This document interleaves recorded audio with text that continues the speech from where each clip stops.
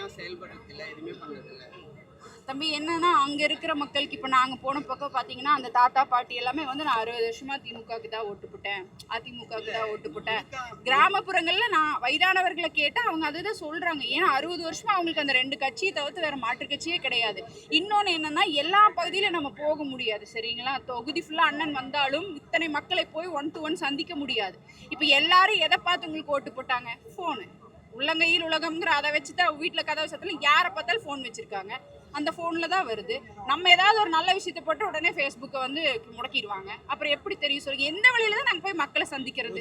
ஒரு பக்கம் அது இருந்தாலும் மக்களுக்கு ஏன்னா செஞ்சாதானே கிராமப்புற இருக்கிறவங்க எதுவும் பண்ண ஏங்க அப்படி எல்லாம் வாங்கறத தவிர அதுக்கு அடுத்த ஸ்டெப் எடுக்கிறது இல்ல. எலெக்ஷன் ஓட்டு கேட்க வரது இல்ல.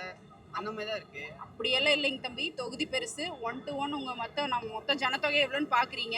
இப்ப அப்படி பார்த்தா நாம் தமிழர் கட்சி ஒவ்வொரு இடமா போயிருக்கிறாங்க. அந்த 15 நாளும் தூங்காம கொள்ளாம அத்தனை பேர். இப்ப என்னோட தொகுதி நான் உதாரணத்துக்கு உங்களுக்கு சொல்றேன். கவுண்டம் எல்லா தொகுதியிலயும் வந்திருக்காங்க தம்பி. வரலன்னு எந்த தொகுதியிலயும் கிடையாது. இங்க பாருங்க எல்லா வீட்டுக்கும் 1 to 1 வர முடியறது சாத்தியம் கிடையாது. அப்படி பாத்தீங்கன்னா விஜயண்ணா எத்தனை பேத்துக்கு வந்தாரு, எத்தனை பரப்புரை பண்ணாரு சொல்லுங்க. நான் அப்படி கேட்கலக்கா.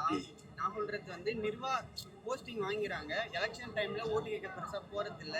அந்த மாதிரி எந்த கட்சி இருந்து போறது இல்லைன்னு சொல்றீங்க? நாம் தமிழர். நானே நாம் தமிழர் தான். போலூர் தொகுதியில எங்க ஊர்ல ஓட்டு கேட்க வாங்கினா பெருசா யாரும் கண்டுக்கல. ஏன்னா இந்த வாட்டி வருவோமா அப்படின்னு ஒரு கொஸ்டின் வந்துருச்சு. ஒரு சிலர் பண்ற தவிர மொத்த நாம் தமிழர் கட்சியும் நீங்க குறை சொல்லக்கூடாது. ஏன்னா வந்து உங்க பகுதியில பொறுப்பாளர்கள் வரல அப்படின்னா அதை நம்ம சரி பண்ணிக்கலாம். கிராமப்புறத்துல இப்ப ஒண்ணுமே இல்லை. இதுல இருந்து விஜய்னு நீங்களே போனீங்களா இல்லையா? நீங்களே விஜய் ரசிகர் இல்ல உங்களை மாதிரி இளைஞர்கள் சொல்றோம். ஃபர்ஸ்ட் சொன்னாங்கன்னா அப்படியே ஓடி போயிட்டீங்க.